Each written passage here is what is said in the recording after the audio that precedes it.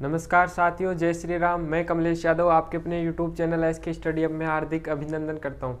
साथियों, अपन ने जो अपना पिछला टॉपिक था वो था राजस्थान के प्रमुख किसान आंदोलन। राजस्थान के प्रमुख किसान आंदोलनों को अपन ने विस्तार पूर्वक रूप से अध्ययन कर लिया था उनके बारे में। आज जो अपना टॉपिक है वो रहेगा राजस्थान के प्रमुख जनजातीय आंदोलन। राजस्थान के प्रमुख जनजातीय आंदोलनों के बारे में आप सभी जानते होंगे कि ये जो आंदोलन थे ये जनजातियों द्वारा किए गए थे। राजस्थान में मुख्य रूप से बात करें तो राजस्थान में 3 जनजातियों द्वारा प्रमुख आंदोलन किए गए थे। उनमें आता है भील जनजाति, भील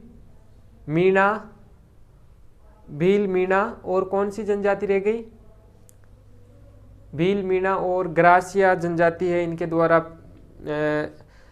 जो आंदोलन किए गए थे प्रमुख रूप से, इनमें जो एकी आंदोलन है, भगत आंदोलन है, ये मुख्य रूप से रहे हुए हैं। तो राजस्थान में जो मुख्य रूप से आंदोलन माना जाता है अगर जनजातीय आंदोलन में, तो 2 आंदोलन मुख्य रूप से आते हैं। एक तो आता है कौन सा, जो भगत आंदोलन था जिसका नेतृत्व गोविंदगिरी जी ने किया था, और दूसरा है भौमट आंदोलन या एकी आंदोलन जिसका नेतृत्व मोतीलाल तेजावत ने किया था।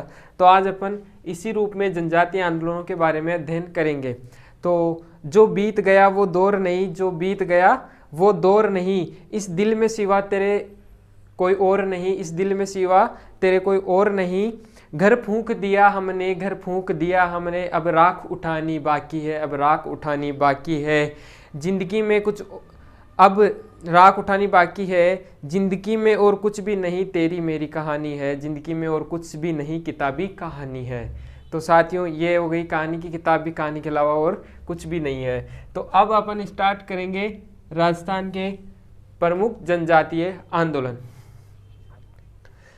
अब अपन जनजातियों के बारे में देखें तो जनजाति का मतलब हो गया एसटी जो जनजाति होती है, इसके बारे में देख लेते हैं। 2011 की जनगणना के अनुसार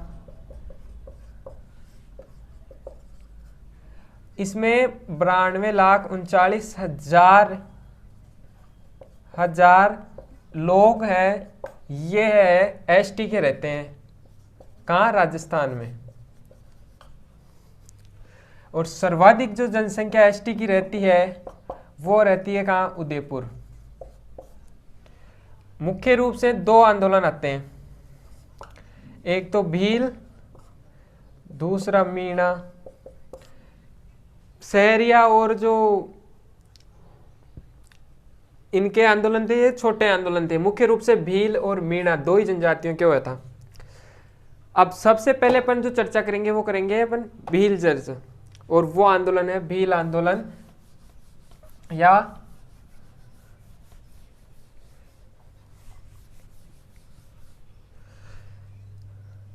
अब भील जनजाति द्वारा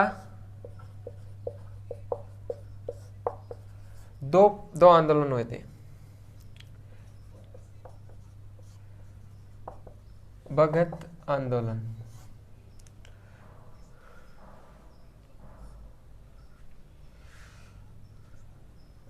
या भील आंदोलन। भील आंदोलन या भगत आंदोलन, और इसका नेतृत्व जो है, नेतृत्व 1858 में किसने किया था? गोविंदगिरी ने। और इनका जन्म जो था बांसिया गांव,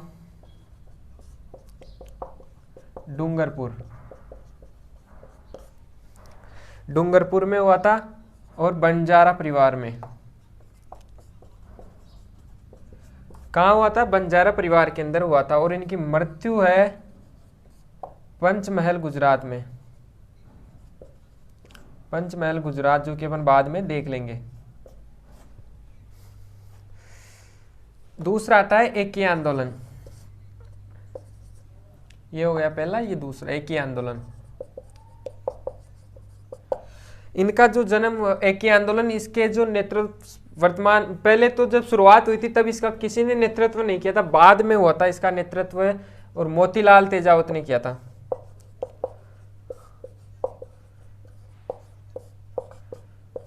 कोल्यारी गांव था,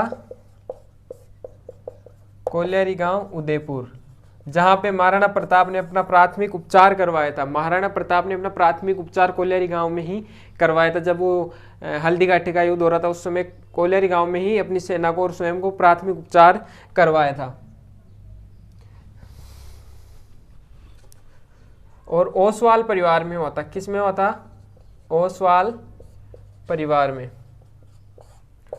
ओसवाल परिवार में इनका वो आता जनजातीय आंदोलन एसटी का होता है, भील जनजातीय आंदोलन था ही, भक्त आंदोलन, भील आंदोलन नेतृत्व 1858 में गोविंदगिरी ने किया। बासिया गांव डूंगरपुर में किया गया था। बंजारा परिवार में, जो बंजारा परिवार होता है उसमें इनका जन्म हुआ था। मृत्यु पंचमहल गुजरात में हुई थी। अंतिम समय में जब इनको अंग्रेजों द्वारा गिरफ्तार कर लिया गया और यहीं पे फिर इनकी मृत्यु हो गई थी। एक ये आंदोलन मोतीलाल तेजावत कोल्यारी गांव में हुआ, उदयपुर के, और ओसवाल परिवार में इनका जन्म हुआ था। यह आपको यहां तक समझ में आ गई। इसके बाद में आती है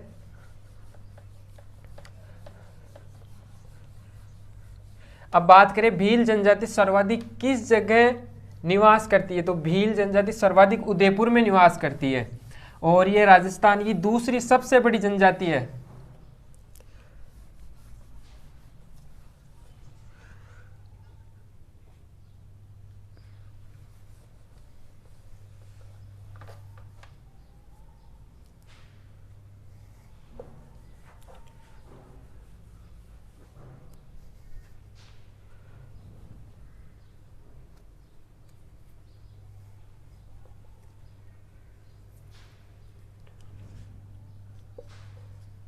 अब इन दोनों जनजातियों की लगभग 85 लाख है। किसकी जनसंख्या? 43 लाख तो किसकी है?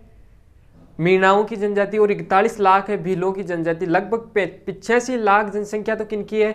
एसटी के अंदर मीणा और भीलों की। बाकी 7 लाख किसकी है? अन्य जो जनजातियां हैं उनकी। बाकी मतलब टोटल 92,39,हजार जो जनसंख्या है यह इन दोनों की रहती है। अब अपन देखेंगे भगत आंदोलन। भगत आंदोलन, और इसी को आपको मैंने बता दिया भील आंदोलन भी कहते हैं। भील आंदोलन नेतृत्व मैंने आपको पहले बता ही दिया, किसने किया? गोविंद गिरी, गोविंद गिरी ने किया। इन्हीं के शिष्य, भगत आंदोलन क्यों पड़ा? इनका शिष्य था एक,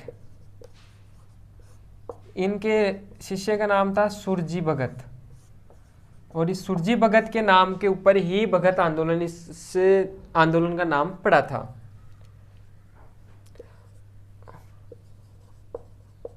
भीलों का मसीहा,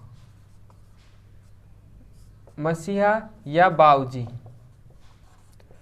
अगर आदिवासियों का कह दे तब तो कौन आ जाएगा? मोतीलाल। आदिवासियों का मसीहा मोतीलाल तेजावत, आदिवासियों का बाऊजी मोतीलाल तेजावत, भीलों का बाऊजी तो गोविंद गिरी हो जाएगा, और मसीहा भी गोविंद गिरी हो जाएंगे। और भीलों में सबसे ज्यादा उद्धार का काम किसने किया था? इन्होंने किया था, गोविंद गिरी जी ने।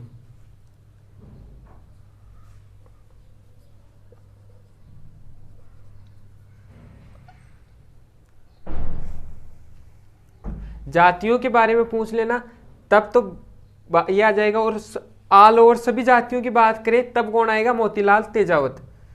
और इन्हीं के मतलब इनके गोविंद गिरी के प्रेरणा स्रोत या गुरु कौन थे इनके? स्वामी दयानंद सरस्वती। दयानंद सरस्वती, यही इनके प्रेरणा स्रोत थे। इन्हीं की प्रेरणा से इन्होंने आंदोलन की शुरुआत की थी, और इनके गुरु भी यही थे, इनके गुरु।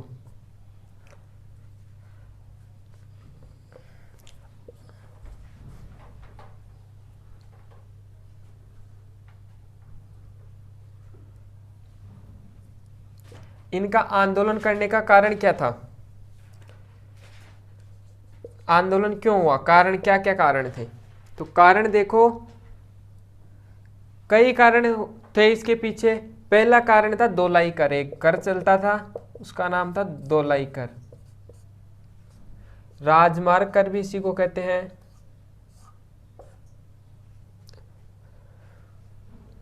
ये कर क्या था?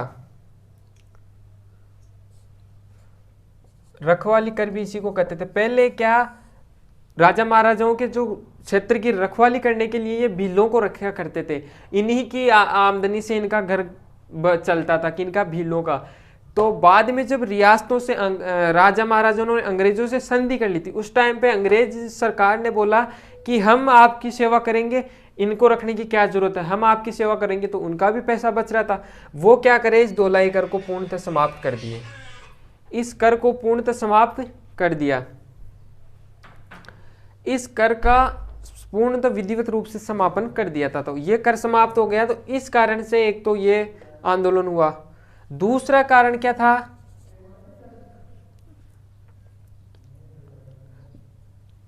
महुआ से जो शराब बनती थी, शराब पर पूर्णतः प्रतिबंध था।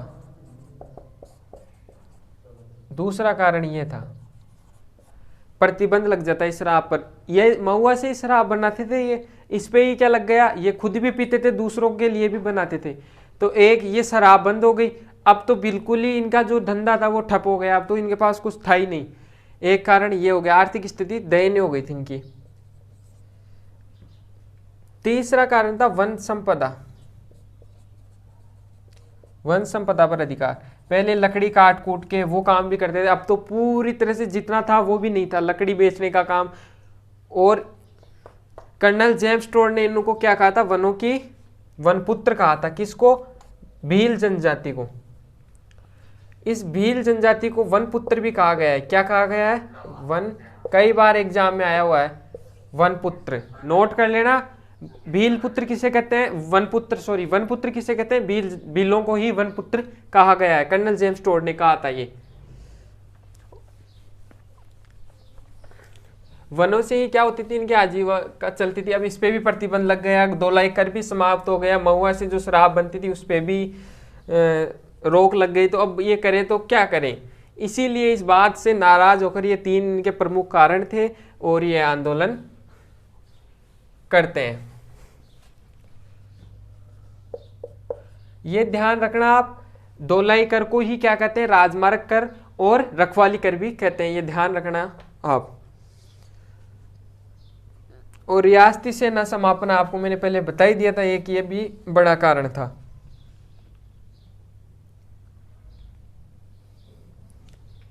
अब भगत आंदोलन की बात करें तो गोविंद गुरु, जैसे आपने पढ़ाई होगा कि मानगढ़ धाम पे अंग्रेज हुकूमत द्वारा क्या किया गया था, वहाँ पे वो चल रही थी क्या, मीटिंग चल रही थी इनके बारे में। एक संत सभा की स्थापना हुई। फिर संत सभा के ही जो लोग थे वो मानगढ़ धाम पे वो बातें करे, चर्चा चल रही थी इस आंदोलन को लेकर। तभी मेवाड़ भील कोर ने आक्रमण किया और वहाँ पे 1500 से अधिक लोगों को मार दिया। तो इसी बारे में अब आगे चर्चा करते हैं। अब इस पहले एमबीसी के गठन की बात करते हैं अपन। 1841 में एमबीसी की स्थापना होती है। और ये क्या था, भीलों से ही भीलों को लड़ाने के लिए क्या की गई थी, ये योजना बनाई गई थी एमबीसी, इसीलिए इसका गठन किया गया। वर्तमान में राजस्थान पुलिस के अंदर एमबीसी अलग से बढ़ती निकलती है और इसका मुख्यालय कहाँ था? खेरवाड़ा, सॉरी ब्यावर अजमेर में, सॉरी खेरवाड़ा उदयपुर, खेरवाड़ा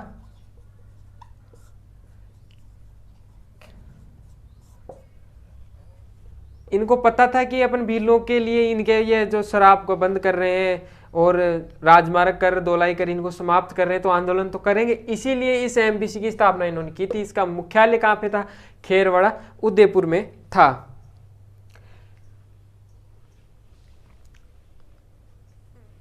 तो उसको एमबीसी की ये समाज में सुधार लाने के लिए की गई थी, लेकिन वास्तविक रूप से ये भीलों पर कंट्रोल करने के लिए इस एमबीसी की स्थापना की गई थी अंग्रेजों द्वारा।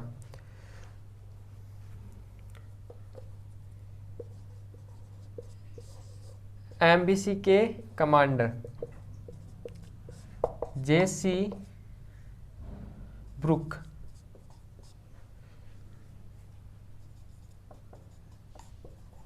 भील जनजाति में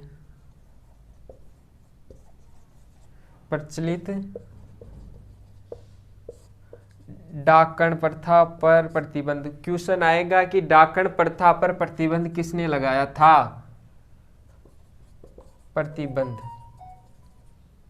तो बताओ किसने लगाया था? तो आपको ध्यान रखना है जेसी ब्रुक द्वारा। किसने? जेसी ब्रुक ने डाकण प्रथा पर सर्वप्रथम प्रतिबंध लगाया गया था। इसीलिए कहते हैं डाकण प्रथा की सर्वप्रथम डाकण प्रथा पर रोक किस रियासत ने लगाई? तो मेवाड़ रियासत उदयपुर ने लगाई थी। सामाजिक बहिष्कार करके एक महिला को वो डाकण मान लेते हैं और वो उसको अलग अलग यातनाएं दी जाती है, वही डाकण प्रथा के अंदर आता है। अब आगे देखें, इसके बाद में गुरु गोविंद जी द्वारा क्या करते हैं? समसभा की स्थापना की जाती है। किसके द्वारा? गोविंद गिरी जी द्वारा समसभा की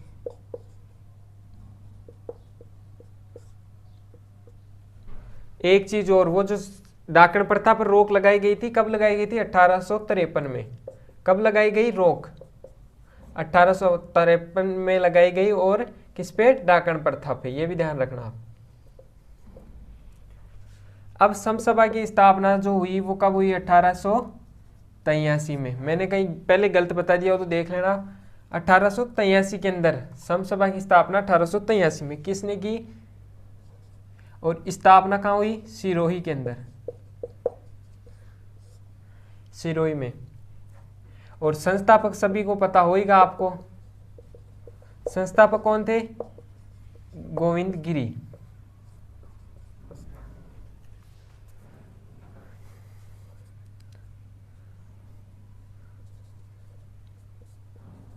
सम शब्द का शाब्दिक अर्थ क्या होता है? इसका अर्थ होता है सभ्य नागरिक।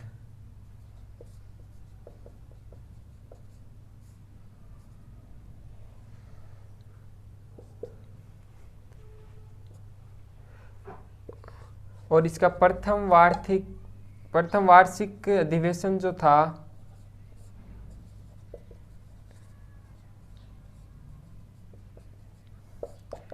1903 में गोविंद गिरी की अध्यक्षता में ये सिरोही के अंदर हुआ था। कई बार पूछा गया क्वेश्चन है कि समसभा की जो प्रथम वार्षिक अधिवेशन था कहाँ पे था? तो ऑप्शन में 1913 देता है, लेकिन वो तो अंतिम था 1913। तो प्रथम तो 1903 में सिरोही के अंदर हुआ था। ये ध्यान रखना आपको। पहला अधिवेशन जो था 1903 में सिरोही के अंदर हुआ था। सभ्य नागरिक बंधुता और भाईचारे से रहना ही सम का होता है। और ये सभ्य बनाने का काम क्या था? समसभा के द्वारा बिलों में जागरूकता लाना और सभ्य नागरिक बनाना कुल मिला के काम था। गोविंद गिरी जी के द्वारा कई बिलों ने शराब छोड़ दी थी, शराब का सेवन नहीं करते थे वो। इस प्रकार सभ्य नागरिक बनाना। और सम शब्द का जो अर्थ है वो होता है बंधुता या भाईचारा। ये ध्यान रखना। भाईचारे के द्वारा ही ये यहाँ तक आंदोलन पहुंचा था। इसके बाद में देखें अपन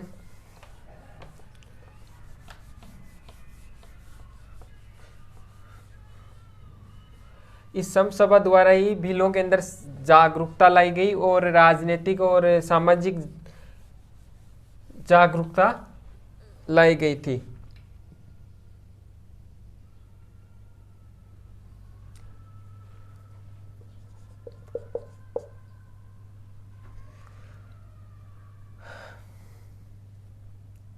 अब बात करते हैं 1913 में। 1913 में आपको मैंने बताया ही था कि अम्बदरा मानगढ़ धाम डूंगरपुर में पड़ता है। ये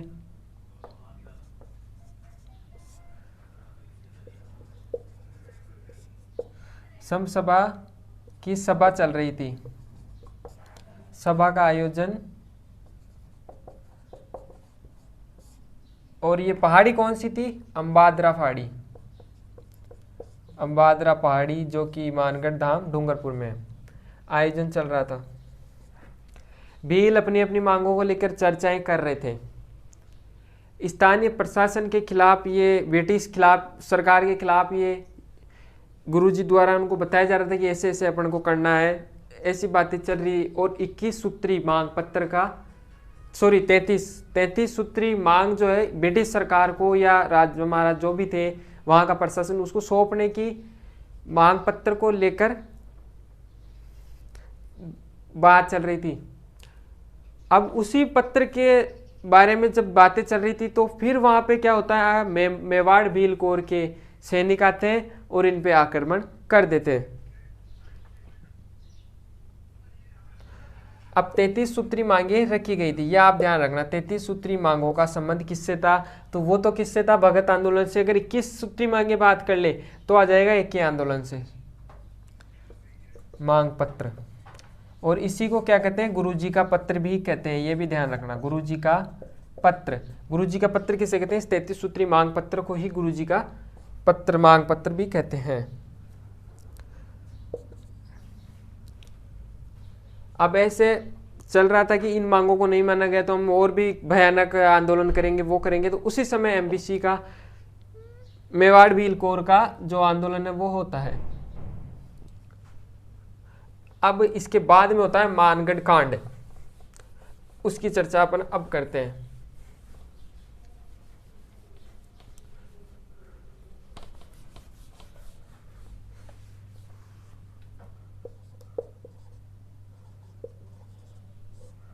मानगढ़ कांड,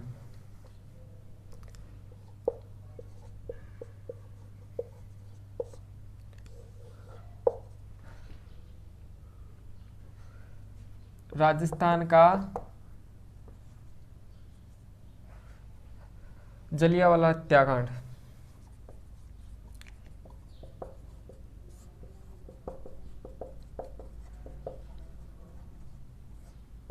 हत्याकांड कब हुआ था, 17 नवंबर, कई बार एग्जाम में पूछा गया था, 1913 में, 17 नवंबर 1913 में।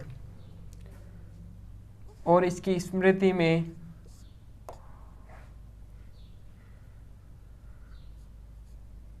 मानगढ़ कांड की स्मृति में 2012 में अशोक गहलोत सरकार द्वारा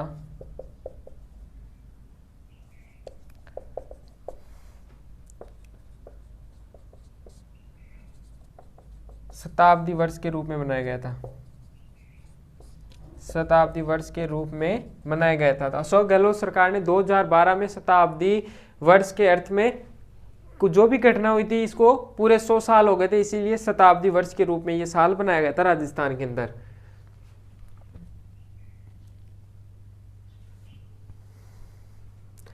और ये जो घटना हुई थी वो मार्गशीर्ष पूर्णिमा के दिन हुआ था, पूर्णिमा के दिन। और इसी आंदोलन में 1500 भील लोग एमबीसी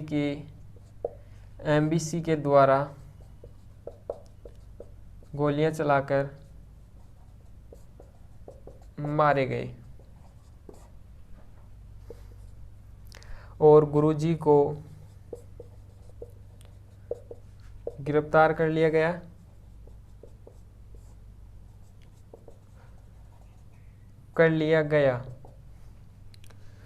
गिरफ्तार करके कंबोई जो कि पंचमहल गुजरात में पड़ता है, यहाँ पर गुरुजी ने अपना अंतिम जीवन बिताया था। ये आपको ध्यान रखना है। मानगढ़ धाम, सबसे पहले मानगढ़ धाम कहाँ पर है, कहाँ पर हुआ था, तो डूंगरपुर जिले के अंदर मानगढ़ धाम है। और 17 नवंबर 1913 को यह हुआ था, मार्गशीर्ष पूर्णिमा के दिन। और आज भी यहाँ पर प्रत्येक वर्ष मार्गशीर्ष पूर्णिमा को यहाँ पर मेला लगता है मानगढ़ धाम के अंदर। और यहाँ पे 3 नदियों का संगम बनता है, सोम माही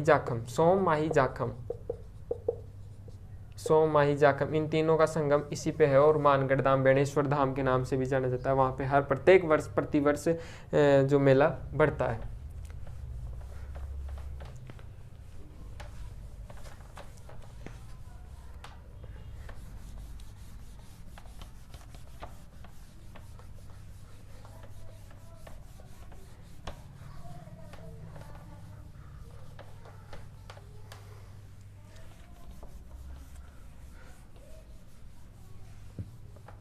अब भील और भगत आंदोलन की हुई क्या समाप्ति। इसके बाद में जो आएगा, अब इसके बाद में जो आएगा वो आएगा कौन सा, एक ही आंदोलन।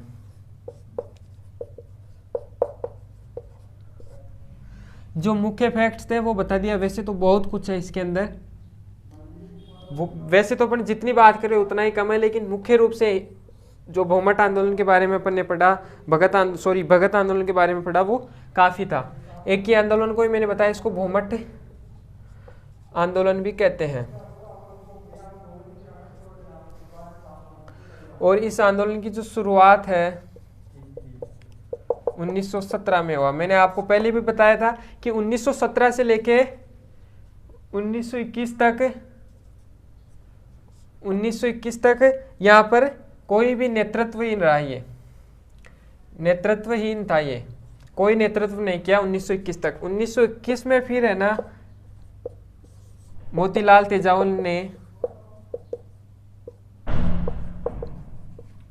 तेजावत ने इसका नेतृत्व किया। किसने किया? मोतीलाल तेजावत ने किया। और इसको मैंने आपको पहले बताया कि भीलों का पूछे तब तो मोतीलाल गुरुजी थे स्वामी गोविंद गिरी, उनको कहते हैं कि इनको भीलों का बाबूजी या भीलों का मसीहा। और मोतीलाल तेजावत को क्या कहते हैं? आदिवासियों का मसीहा कहते हैं।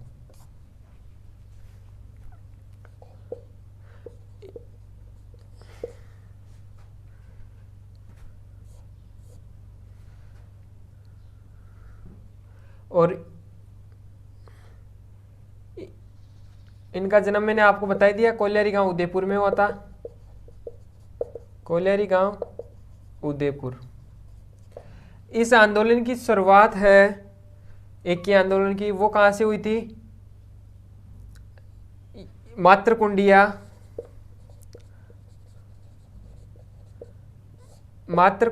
रश्मि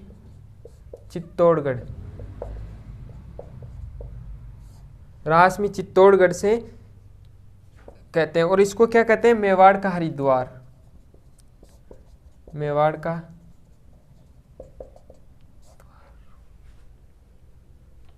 हरिद्वार।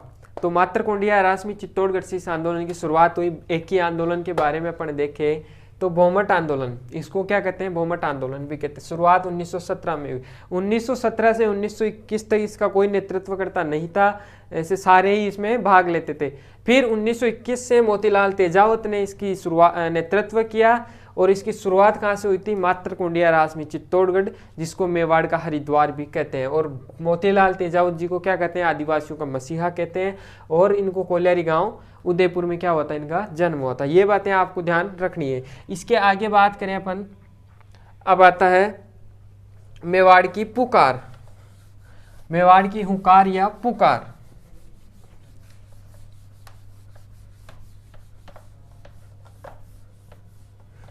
अब लिखो आप, मेवाड़ की पुकार।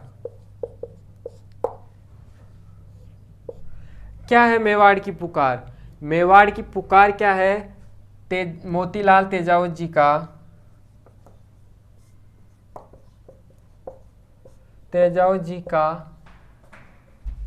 21 सूत्री मांग पत्र। क्या है ये मोतीलाल तेजावत जी की 21 सूत्री मांग पत्र है। 21 सूत्री मांग पत्र की बात करें, 21 सूत्री मांग पत्र में क्या हुआ था? इसमें 21 सूत्री मांग पत्र है जो महाराणा के सामने रखा गया था। महाराणा ने क्या कहा?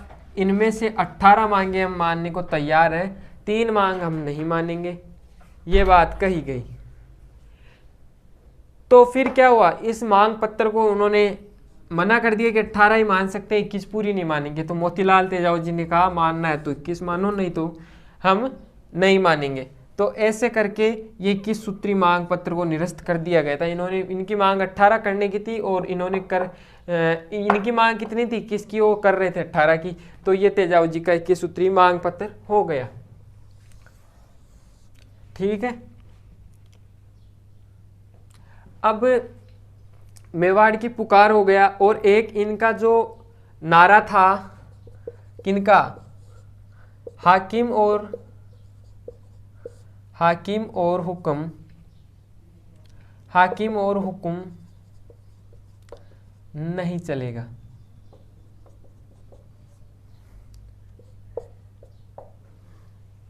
पहले 33 रखी थी, लेकिन उनको भी फिर वो उन्होंने 21 कर दी, फिर इन 18 ही मान रहे थे।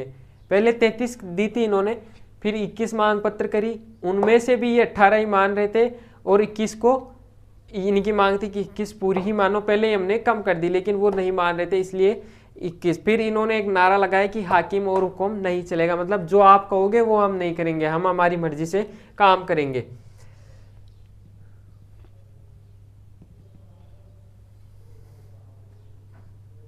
और इस आंदोलन की सबसे बड़ी बात है, इसमें ग्रासिया जनजाति ने भी भाग लिया था, ग्रासिया जनजाति के लोगों ने भी भाग लिया। पूछ ले किस यहाँ तक हो गया था कि ग्रासिया जनजाति के लोगों ने इसमें भाग लिया। अब इसके बाद में क्या होता है,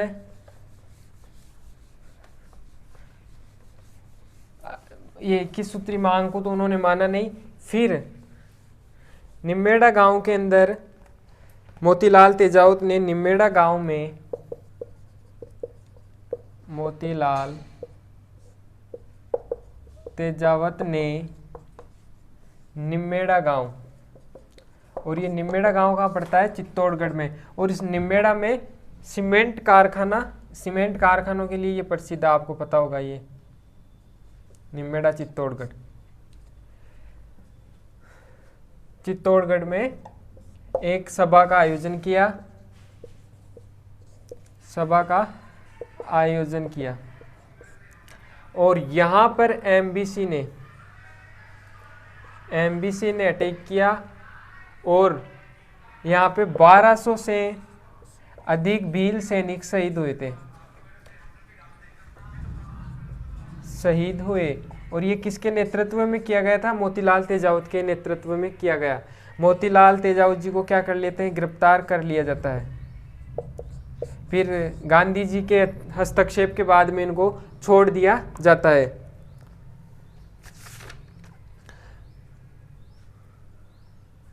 और जो इसमें एमबीसी का जो मेजर था वो कौन था, साटन, मेजर साटन के नेतृत्व में हुई थी ये, मेजर साटन के नेतृत्व में ये गोलीबारी की गई थी। इसके आगे अपन बात करें, इस घटना को जो है राजस्थान का दूसरा जलियांवाला हत्याकांड के नाम से जाना जाता है। तो लिखो इस घटना को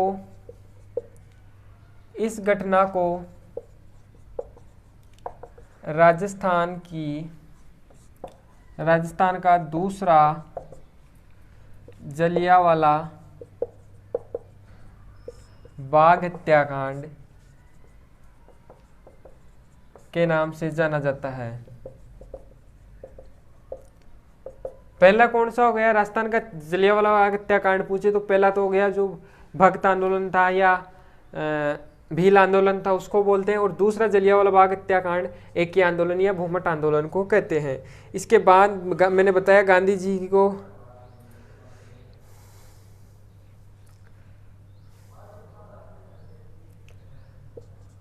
1921 में ही गांधी जी के कहने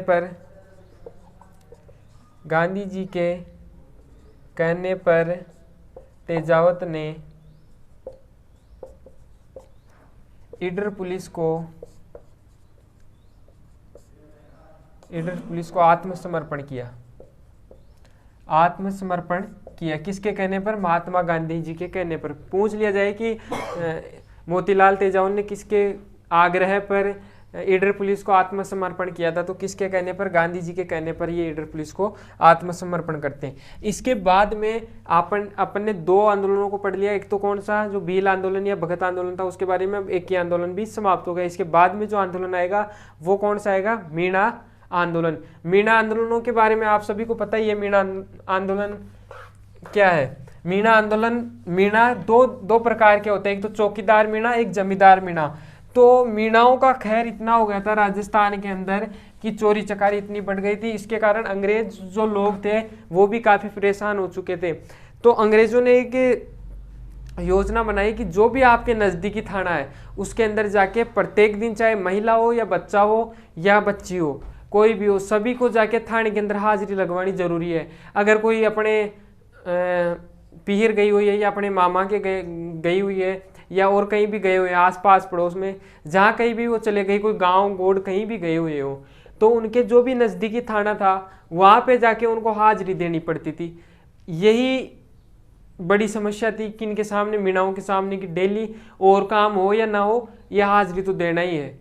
ये सबसे बड़ी उनके लिए परेशानी हो चुकी थी, जिसको बाद में 1948 के अंदर तो जो महिलाएं और बच्चों को माफ इसमें छूट दी गई और 1952 के अंदर इसे पूर्णतः समाप्त कर दिया गया था। तो अब इसी बारे में अपन देखते हैं। तीसरा जो आंदोलन है वो है मीणाओं का, मीणा आंदोलन।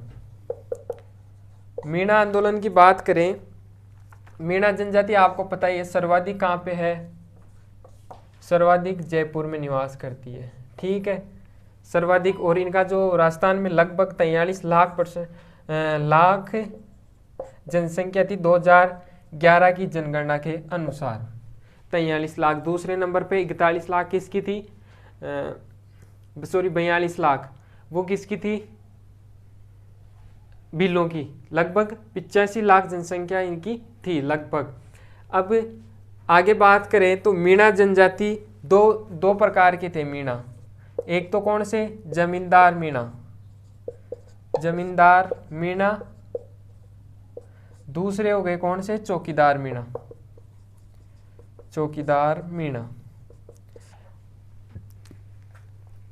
अब जनजाति अपराध रोकने के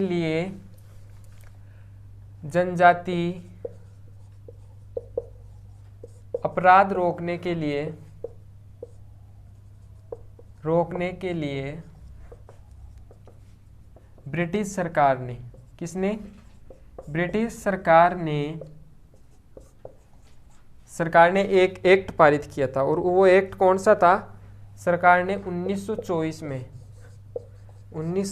में कौन सा एक्ट, क्रिमिनल ट्राइब्स, कौन सा था ये याद रखना आप, क्रिमिनल ट्राइब्स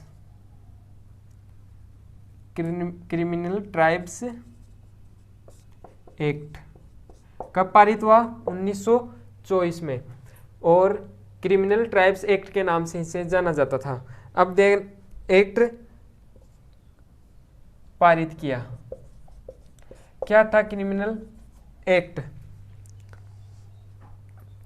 और इसका जो संपूर्ण रूप से लागू कब हुआ था, पूर्ण रूप से प्रभावी 1930 में, 1903 में ये प्रभावी हो गया था, 1930 के अंदर। आगे बात करें और जयराम पेशा कानून, इसी कानून के तहत वो दिल्ली थाने में जाके हाजिरी देने वाला सिस्टम था। इस कानून के तहत 12 वर्ष से अधिक आयु के वयस्कों को प्रत्येक दिन नजदीकी थाने में जाकर हाजिरी देनी होगी। किसके तहत, जयराम पेशा। पूछा यही जाता है कि जयराम पेशा कब लागू हुआ, तो 1930 में ही ये लागू हुआ था, जयराम पेशा कानून। और ये क्रिमिनल ट्राइब्स एक्ट कब लागू हुआ, 1924 में। कब से प्रभावी हुआ, 1930 में प्रभावी होकर 1930 से ही जयराम पेशा कानून, जिसके तहत 12 वर्ष से अधिक आयु के महिला या पुरुष जो भी हैं उनको क्या प्रत्येक दिन थाने में जाकर हाजिरी देनी पड़ती थी। इस कानून के तहत ये हो गया। अब आगे देखें अपन,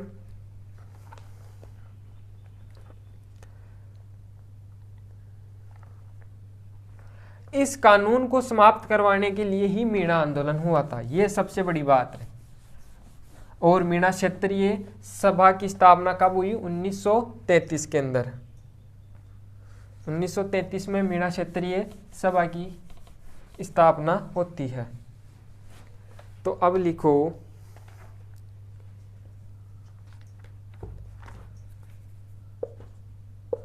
1933 में इस कानून को समाप्त कराने के लिए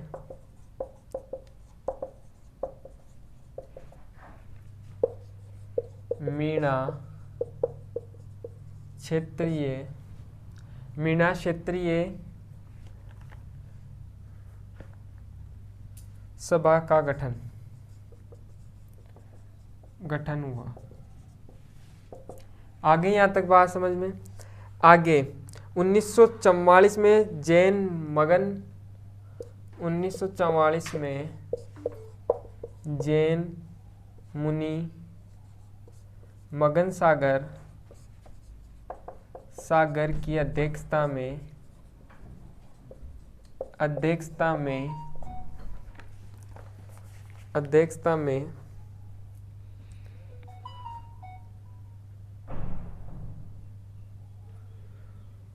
ये जो हुई थी ना, कौन सी मीणा क्षेत्रीय सभा, ये बंशीधर शर्मा की अध्यक्षता में हुई थी। पूछ ले मीणा क्षेत्रीय सभा की स्थापना किनकी अध्यक्षता में हुई, तो बंशीधर शर्मा की अध्यक्षता में, ये भी ध्यान रखना है। और जैन मगन मुनि सागर की अध्यक्षता में मीणाओं का एक सीकर जिले के नीमका थाना में, सीकर जिले के नीमका थाना में एक सभा का आयोजन हुआ। ठीक है।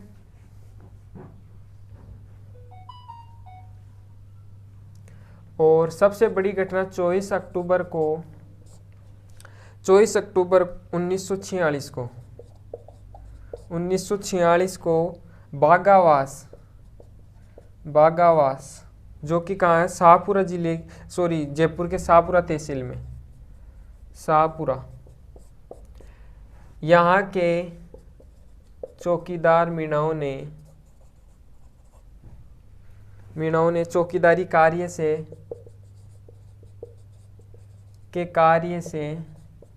बहिष्कार कर दिया कि हम चौकीदारी आज से नहीं करेंगे, इस काम को बहिष्कार कर दिया उन्होंने। बहुत बड़ी समस्या हुई थी, अब चौकीदारी नहीं करेगा तो क्या काम होगा।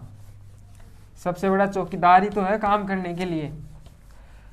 अब समस्या हो गई, 1946 के अंदर इन्होंने क्या कर दिया, बहिष्कार कर दिया चौकीदारी के काम से। अब आगे क्या होता है, फिर 1952 में उससे पहले 1948 में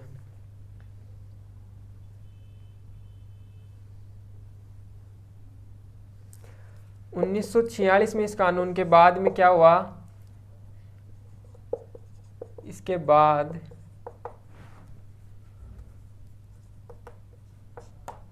महिला व बच्चों को हाजिरी देने से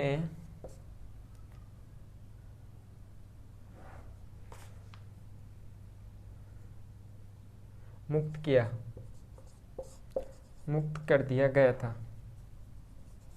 मुक्त किया किससे, हाजिरी देने से। और फिर 1952 में, आज़ादी के बाद की बात है ये, 1952 में जयराम पेशा कानून को लागू 33 में हुआ और समाप्त 1952 में। कानून को समाप्त कर पुरुषों को भी हाजिरी देने से मुक्त किया गया।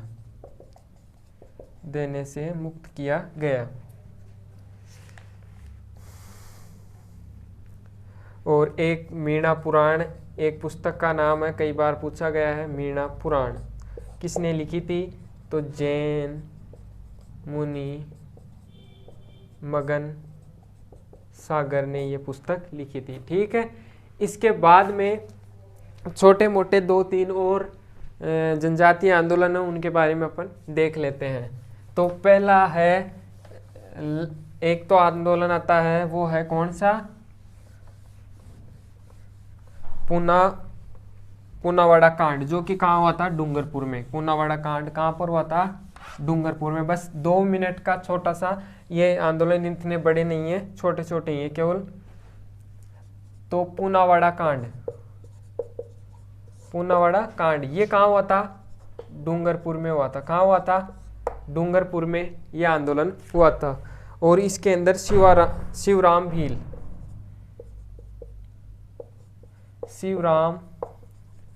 भील मारा गया। बस इतना ध्यान रखना है कि पूनावाड़ा कांड में कौन मरा था या कौन शहीद हुए थे, तो शिवराम भील मारे गए। इसके बाद में आता है रास्तापाल कांड। ये तो बहुत ही इंपॉर्टेंट है, एग्जाम में पूछ भी लेता है। रास्तापाल कांड, कालीबाई सेंगाबाई घाट, इनकी क्या मौत के घाट उतार दिया था अंग्रेजों ने, डूंगरपुर में। कहाँ हुआ था, डूंगरपुर में। कब हुआ, और ये 30 मई 1947 को आता है, ये भी लिख लो, 30 मई 1947 को। 30 मई 47 को पूनावाड़ा कांड हुआ, डूंगरपुर में शिवराम भील मारा गया। रास्तापाल कांड भी डूंगरपुर में हुआ, और ये कब हुआ था, ये हुआ 19 जून 1947 को। कब हुआ, 19 जून 1947 को ये कांड होता है। कौन कौन मारे गए इसमें, नानाभाई खाट, ये गुरु थे इनके, किनके, कालीबाई के, सेंगाबाई खाट,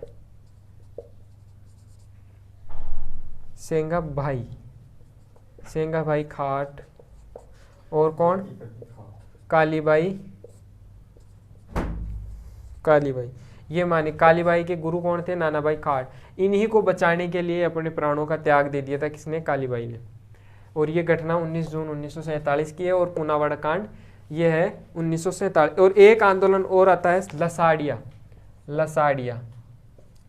इसके बारे में इतना कुछ नहीं है, इतना याद रखना है कि ये किससे संबंधित है, तो ये संत माऊजी से संबंधित है। बस इतना ध्यान रख लेना, संत माऊजी से संबंधित कौन सा वो है, लसाड़िया आंदोलन। इतना आपको ध्यान रखना है। तो ये हो गए मुख्य आज राजस्थान के जो प्रमुख जनजातीय किसान आंदोलन थे, उनके बारे में अपन ने देख लिया। पहला जो आंदोलन था वो कौन सा था, अपन ने पढ़ा भगत आंदोलन या भील आंदोलन। तो इसकी जो इसमें मुख्य रूप से इसका नेतृत्व करता पूछेगा तो कौन, गोविंद गिरी थे। कहाँ पे हुआ था, पहले जो इसकी स्थापना, समसभा की स्थापना हुई थी वो 1903 के अंदर। वो कहाँ पर हुई थी, जो सिरोही जिला है वहाँ पर इसकी स्थापना की गई। और उसके बाद में जो कांड हुआ था, मानगढ़ धाम जो है, वहाँ पे ये 1913 की अंतिम बैठक थी समसभा की, वही अंतिम होनी थी जब सारा खत्म हो गया था तो सिस्टम।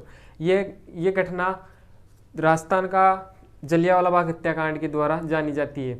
और फिर जो गोविंद गिरी जी हैं, इनको गिरफ्तार करके पहले तो इनको मौत की सज़ा सुनाई जाती है, फिर उस सज़ा को बदलकर इनको आजीवन सज़ा में बदल दिया जाता है, और उसके बाद में इनको छोड़ दिया जाता है। और ये अंतिम समय में जो गुजरात का पंचमहल जिला है वहाँ पे अपना अंतिम समय बिताए थे।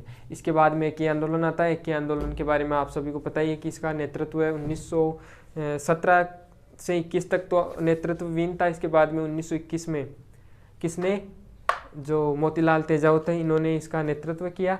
और 1913 के बाद में ये सारे 1200 शहीद हो गए थे। कहाँ पे, निम्मेड़ा गांव चित्तौड़गढ़ के अंदर। और जो मेवाड़ की हुंकार नामक पत्रिका इन्होंने चलाई थी, पुकार, और हाकिम और हुक्म नहीं चलेगा। और एक जो मैंने आपको बताना भूल गया था, जो गोविंद गिरी का एक नारा था वो था, बुराटिया नी मानू रे नी मानू। ये गीत भी है, बुराटिया नहीं मानू रे नहीं मानू। अंग्रेजों के लिए किन्होंने, भगत सिंह, ये इनको बार बार गोविंद गिरी को बार बार यातनाएं दी जा रही थी और लोगों के ऊपर वो जो भी दबाव बनाई जा रही थी एमबीसी के द्वारा, तो इसके ऊपर कटाक्ष के रूप में ये गोविंद गिरी जी ने गाया था कि बुराटिया नहीं मानू रे नहीं मानू।